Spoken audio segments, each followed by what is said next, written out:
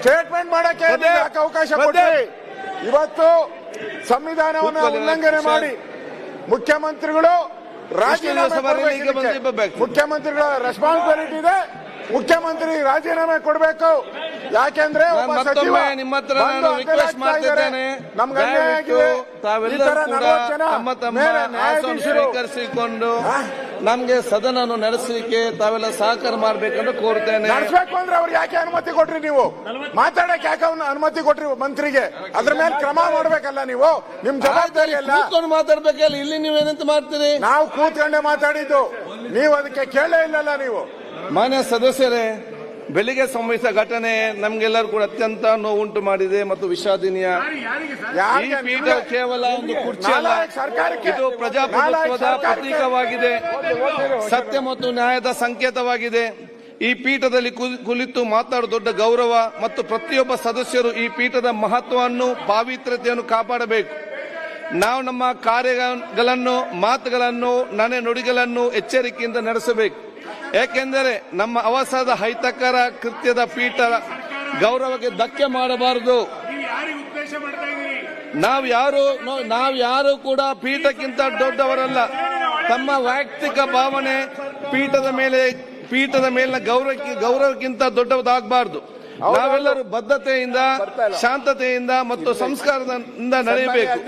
ಈ ಘಟನೆ ನಮಗೆ ಪಾಠವಾಗಲಿ.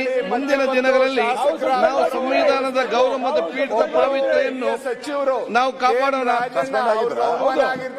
ಈಗ ಒಂದು ಗಂಭೀರವಾದ ವಿಷಯವನ್ನು ಈ ಸದನದಲ್ಲಿ ಹೇಳುವುದಕ್ಕೆ ಬಯಸ್ತೇನೆ. ಪ್ರಜಾಪ್ರಭುತ್ವದ ಈ ಸಂಸದೀಯ ವ್ಯವಸ್ಥೆಯಲ್ಲಿ ನಾವು ಸದನವು ಅತ್ಯಂತ ಪವಿತ್ರವಾದ ಮತ್ತು ಸಭಾಧ್ಯಕ್ಷರಿಗೆ ಅತ್ಯಂತ ಗೌರವವಾದದ್ದು.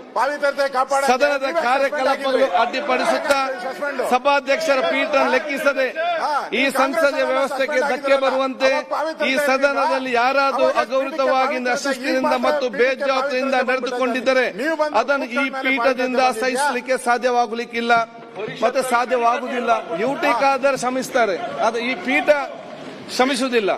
ಆದ ಕಾರಣ ಮಾನ್ಯ ಸದಸ್ಯರಾದಂತಹ Shri Doddanna Gowda H Patil, doctor Ashwath Narayan CN, SR Vishwanath, BA Basavaraj, MR Patel, Channabasappa, B Suresh Gowda, Ummanath Kotian, Sharan Salagar, doctor Shailendra Beldal, CK Ramapurthi, Yashpal Swarna, Harish BP, doctor Bharat Shetty, Vinay Munirathna, Basavaraj Muttimud, Dheeraj Muniraj ಹಾಗೂ ಡಾಕ್ಟರ್ ಚಂದ್ರು ಲಮಾಣಿ ಇವರುಗಳು ಈ ದಿನ ಸದನದಲ್ಲಿ ಪೀಠದ ಆದೇಶವನ್ನು ಲೆಕ್ಕಿಸದೆ ಸದನದ ಕಾರ್ಯಕ್ರಮ ಅಡ್ಡಿಯುಂಟು ಮಾಡುತ್ತಾ ಅಶಿಸ್ತಿನಿಂದ ಅವುಗಳು ನಡೆದಿಂದ ಅವರನ್ನು ನಾನು ಹೆಸರಿಸಿದ್ದೇನೆ.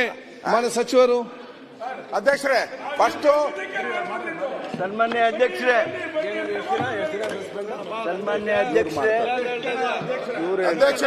ಮುಂಜಾನೆಯಿಂದ ಕಾಂಗ್ರೆಸ್ ಸರ್ಕಾರದ ಮುಖ್ಯಮಂತ್ರಿನ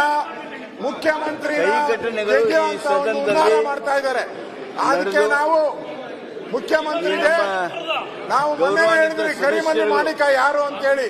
ನಾನೇ ಗೌರವವನ್ನು ನಾಚಿಕೆ ಆಗ್ಬೇಕು. ಸರ್ಕಾರಕ್ಕೆ ಮಂತ್ರಿಗಳಾಗಿದ್ದಾರೆ, ನಾಚಿಕೆ ಆಗ್ಬೇಕು. ಅವ್ರ ಮಂತ್ರಿನ ಕಾಪಾಡಕ್ಕೆ ಯೋಗ್ಯತೆ ಇಲ್ಲ, ಮಂತ್ರಿ ಕಾಪಾಡಕ್ಕೆ ಯೋಗ್ಯತೆ ಇಲ್ಲ ಈ ಸರ್ಕಾರದವ್ರಿಗೆ. ಮಾನ ಮರ್ಯಾದೆ ಇಲ್ಲ ಸರ್ಕಾರ. ವೈಯಕ್ತಿಕ ಜವಾಬ್ದಾರಿ ಮಾನ ಮರ್ಯಾದೆ ಇದ್ರೆ ಒಬ್ಬ ಮಂತ್ರಿನೂ ಕೂತ್ಕೋಬಾರ್ದು. ಏನು ಸದನಕ್ಕೆ ಅಗೌರವ ತಂದಿದ್ದಾರೆ. ಒಬ್ಬ ಮಂತ್ರಿಗೆ ಸಹಾಯ ಮಾಡೋಕ್ಕಾಗಿಲ್ಲ ಅಂದ್ರೆ ಯಾಕೆ ಕೂತ್ಕೊಂತೀರಾ ನೀವೆಲ್ಲ ಮಂತ್ರಿಗಳಾಗಿ?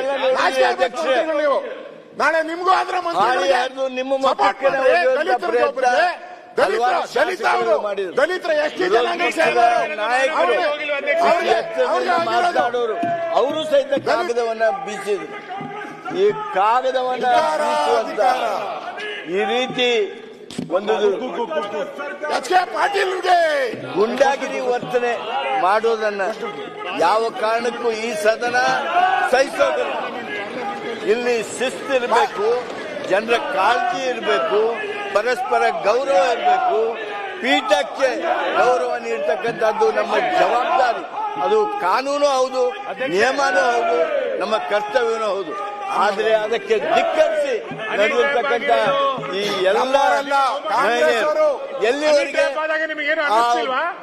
ಪೀಠದಲ್ಲಿರ್ತಕ್ಕಂಥ ತಮ್ಮ ಮಕ್ಕಳಿಗೆ ಬಂದು ಹೆಗಲಿಗೆ ಹೆಗಲು ಹಚ್ಚುವಂತ ಮಟ್ಟಕ್ಕೆ ಸಂಸದೀಯ ಸಚಿವರಿಗೆ ಅನ್ನಿಸ್ಲಿಲ್ವಾ ವಿನಂತಿ ಮಾಡಿದ್ರು ಮಾರ್ಷಲ್ಗಳು ದೂರ ಸರಿಯದೆ ನಮಗೆ ಮನಸ್ಸಿಗೆ ಸಚಿವ ಸಂಪುಟನೇ ಅದೇನು ಹೀರೋಯಿಸಂ ಬಂತೋ ಗೊತ್ತಿಲ್ಲ. ನಮ್ಮ ಸದನಕ್ಕೆ ಅವಮಾನ ಆಗುವ ರೀತಿಯಲ್ಲಿ ಏನು ನಡೆದುಕೊಂಡ್ರು, ಏನು ಕಾಗದಗಳನ್ನ ಬೀಸೋದ್ರ ಮೂಲಕ ಅವರ ಅನಾಗರಿಕ ವರ್ತನೆಯನ್ನ ವ್ಯಕ್ತ ಮಾಡಿದ್ರು. ಅದಕ್ಕಾಗಿ ತಾವೇನು ಹೆಸರಿಸಿದ್ದೀರಿ 18 ಜನರನ್ನ ದಯಮಾಡಿ ತಾವು ತಕ್ಷಣದಿಂದ ಜಾರಿಗೆ ಬರುವಂತೆ 6 ತಿಂಗಳವರೆಗೆ ಸದನಕ್ಕೆ ಬಾರದಂತೆ ತಡೆ ಹಿಡಿಬೇಕು ಹಾಗೆ ಅಂತ ಹೇಳಿ ನೀವು ತಂದಿರ್ತಕ್ಕಂಥ ಇದಕ್ಕೆ ನಾನು ಬೆಂಬಲಿಸ್ತೇನೆ. ಈಗ ಪ್ರಸ್ತಾವನೆ ಸಭೆ ಮತಕ್ಕೆ ಹಾಕುತ್ತೇನೆ. ಪ್ರಸ್ತಾವನೆ ಹೀಗಿದೆ. ಮಾನ್ಯ ಸದಸ್ಯರುಗಳಾದ Doddanagouda Patil, doctor Ashwath Narayan, SR Patil, BR Basavaraj, MR Patil, Channabasappa, B Suresh Gowda, Ummanath Kotya, Sharanu Salagar, doctor Shailendra Beldal, CK Ramamurthy, Yashpal Swarna, Harish BP, doctor Bharat Shetty Y, Munirathna, Basavaraj Muttimur, Dheeraj Muniraj, doctor Chandru Lamani ಇವರುಗಳು ಈ ದಿನ ಸದನದ ಪೀಠದಲ್ಲಿ ಪೀಠದ ಆದೇಶ ಲೆಕ್ಕಿಸದೆ ಸದನದ ಕಾರ್ಯಕ್ರಮ ಅಡ್ಡುಂಟು ಮಾಡುತ್ತಾ ಅಶಿಸ್ತಿನಿಂದ ಅಗೌರವದಿಂದ ನಡೆದುಕೊಂಡಿದ್ದ ಕರ್ನಾಟಕ ವಿಧಾನಸಭೆಯ ಕಾರ್ಯವಿಧಾನ ಮತ್ತು ನಡವಳಿಕೆ ನಿಯಮ 348 ಮೇರೆಗೆ ತಕ್ಷಣ ಜಾರಿಗೆ ಬರುವಂತೆ 6 ತಿಂಗಳವರೆಗೆ ಸದನಕ್ಕೆ ಬಾರದಂತೆ ತಡೆ ಹಿಡಿದು ಅಮಾನತು ಮಾಡಬೇಕು. ಪ್ರಸ್ತಾವ ಸಭೆ ಮುಂದೆ ಇದೆ. ಪ್ರಸ್ತಾವದ ಪರವಾಗಿರುವ ಹೌದು ಎಂದು ಸೂಚಿಸಬೇಕು. ಪ್ರಸ್ತಾವದ ವಿರೋಧವಾಗಿ ಇಲ್ಲ ಎಂದು ಸೂಚಿಸಬೇಕು.